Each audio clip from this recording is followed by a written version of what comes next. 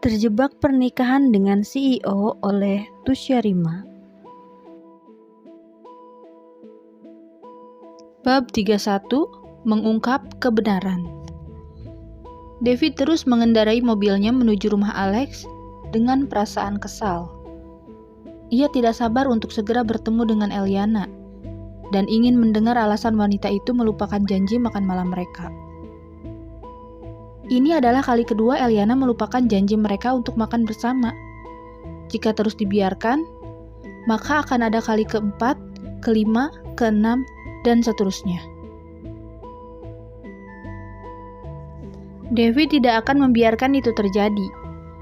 Dia harus memberi ketegasan pada Eliana agar wanita itu tidak berbuat seenaknya lagi. Tiba di halaman rumah Alex, David segera memarkirkan mobilnya secara asal. Baru saja satu kakinya turun dari sisi kanan mobil, sekonyong-konyong Alex keluar dari dalam rumah. Lalu berjalan menghampiri David. "Selamat malam, menantu," sapa Alex dengan sopan. "Aku dengar dari penjaga depan kau datang kemari.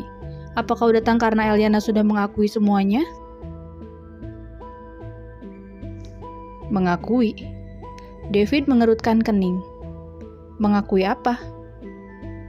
"Hahaha," Alex malah tertawa. "Ayo, sebaiknya kau masuk dulu. Kita bicara di dalam saja, agar lebih santai. Udara di luar cukup dingin, bisa-bisa kita masuk angin," ucap Alex dengan wajah berseri-seri. Ia mengajak David masuk ke dalam rumah dengan langkah yang ringan.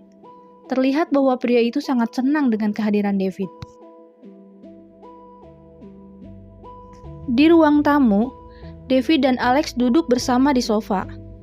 Beberapa menit kemudian, Noshi datang membawa makanan dan minuman untuk David. Kemudian duduk di samping suaminya. "Menantu, tumben sekali kau datang sendirian kemari. Eli kemana?"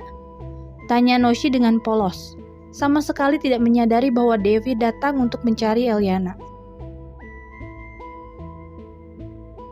"Mungkin dia tidak berani datang ke rumah ini lagi karena malu, ya kan?" Terdengar suara Isabel dari ambang pintu. Tak lama, ia berjalan masuk dan ikut duduk di sofa tunggal tepat di hadapan David. Isabel melipat tangan di depan dada, menatap David dengan senyum samar di bibir. "Apa Eli sudah mengatakan semuanya kepadamu? Bahwa selama ini dia telah menyamar menjadi anak dari ayah dan ibuku?" tanya Isabel pada David. Membuat pria itu semakin bingung. "Apa yang kau katakan? Aku sama sekali tidak mengerti. Aku datang kemari karena aku kira Eliana masih ada di sini. Dari tadi dia belum pulang," jawab David dengan jujur. Kedatangannya ke tempat Alex memang untuk mencari Eliana yang belum pulang. Bukan karena Eliana sudah mengaku atau apalah itu. "Hah? Eli belum pulang? Jadi, kalian belum bertemu?" tanya Noshi dengan kaget. "Itu artinya Eli belum mengatakan apapun pada David," lanjutnya dalam hati. Noshi mencoba mengendalikan emosinya. Ia pun berkata, "Begini, menantu. Sebenarnya, selama ini Eli sudah membohongimu. Ia mengaku sebagai anak kami dan menggantikan putri asli kami untuk menikah denganmu. Nyatanya, putri tunggal kami hanyalah Isabel, bukan Eli. Dia hanya pelayan di rumah ini yang datang dari kota lain. Jadi, yang seharusnya menjadi istrimu adalah Isabel." Noshi menunjuk putrinya yang duduk di seberang David. "Eli hanya pelayan di rumah ini, sama sekali bukan putri kami." David tidak merespons apapun. Dia hanya terdiam, dengan isi otak yang mulai kusut. "Tuan Muda David," panggil Alex dengan takut. "Kami minta maaf atas kejadian ini. Hari itu, Isabel sedang tidak berada di negara ini. Sementara pernikahan harus tetap dilangsungkan. Jadi Jadi Ellie menawarkan diri untuk menjadi pengantin wanita dengan imbalan $1 juta. Lanjut Noshi dengan cepat. Pelayan itu ingin menggantikan Isabel menikah demi uang $1 juta. Jika tidak dibayar sebanyak itu, dia tidak akan bersedia. David membelalakan mata selebar mungkin. Benar-benar kaget akan fakta yang baru saja terungkap. Demi uang $1 juta katanya. Dia pikir aku ini apa? Apakah di matanya aku semacam barang dagangan yang bisa dipergunakan untuk mendapatkan uang? Begitu. Pantas saja dia selalu berkata, kita tidak saling mencintai, kita menikah karena paksaan. Apa ini maksud dari semua ucapannya?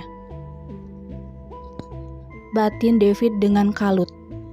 David mengepalkan kedua tangannya kuat-kuat, hingga uratnya terlihat. Tak lama, ia bangkit berdiri. Dan tanpa berpamitan, David segera pergi meninggalkan kediaman Alex. Malam mulai larut. Daniel, Arani, Roshanna, dan Eliana masih sibuk berbenah di apartemen yang baru saja mereka beli. Tadi, setelah menyelesaikan transaksi jual beli, para perempuan segera membeli beberapa perabotan di toko. Sementara Daniel bertugas mengecat bagian dalam ruangan. Sebaiknya kau kembali dulu ke rumah temanmu, bawa semua barang-barangmu. Mulai malam ini, kau tinggal di sini bersamaku, ucap Roshanna pada Arani. Masalah pekerjaan, aku akan membantumu mencari kerja besok. Lebih tepatnya, Roshanna ingin menebus semua kesalahannya terhadap Arani. Ia ingin mengembalikan tempat tinggal dan juga pekerjaan Arani yang tak sengaja ia renggut demi sebuah ambisi semu. Ayo, aku akan mengantarmu pulang, Arani. Daniel menawarkan diri. Ia mengambil jaket dan segera memakainya, bersiap untuk pulang. Aku ikut. Tiba-tiba Eliana bangkit berdiri. Ia mengambil tas kecilnya, lalu berjalan mengikuti Daniel. Kau mau pergi kemana? Tanya Roshanna dengan heran ketika melihat adiknya berniat pergi. Oh iya, aku lupa untuk menanyakan tempat tinggalmu. Sekarang kau tinggal di mana? Dia tinggal bersama Ucapan Daniel terpotong. Ucapan selanjutnya tertelan kembali ke dalam perut karena Eliana mencubit pinggang pria tersebut. Ayo kita pergi. Eliana menarik tangan Arani dan juga Daniel. Berjalan keluar meninggalkan Roshanna sendiri di dalam apartemen.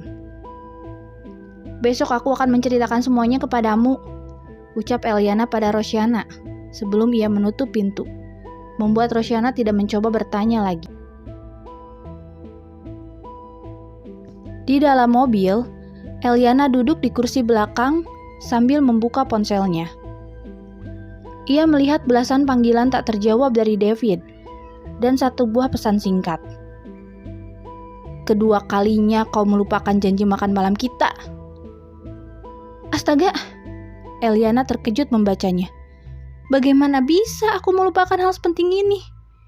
Karena sibuk berbenah di rumah baru, ia melupakan ponselnya, bahkan melupakan janji makan malam bersama David. Eliana merasa gelisah. Aduh, bagaimana ini? Dia pasti marah. Ada apa? Tiba-tiba Arani bertanya. Ia menoleh ke belakang untuk melihat Eliana. Tidak apa-apa. Aku hanya melupakan sesuatu, jawab Eliana sedikit berbohong. Oh ya, aku turun di depan saja ya. Ada sesuatu yang ingin aku beli di supermarket. Eliana menunjuk ke satu titik tak jauh dari sana. Ia belum ingin Arani mengetahui tempat tinggal dirinya bersama David. Kami akan mengantarmu sampai rumah, El, jawab Arani. Tengah malam begini sangat berbahaya kalau kau bepergian sendirian. Ia mengkhawatirkan sahabatnya itu. Tidak apa-apa, nanti aku akan meminta seseorang untuk menjemputku. Arani mengerutkan kening. Seseorang? Siapa? Itu... Eliana diam sejenak. Nanti aku akan memperkenalkannya pada kalian. Daniel segera menghentikan mobilnya di depan, sesuai keinginan Eliana. Kau yakin tidak ingin aku antar saja? Tidak perlu, aku turun di sini, jawab Eliana seraya keluar dari dalam mobil. Besok kita bertemu di apartemen tadi jam 9 ya. Daniel mengangguk setuju. Terima kasih untuk hari ini, hati-hati di jalan. Eliana melambaikan tangan. Mobil pun segera melaju meninggalkan dirinya.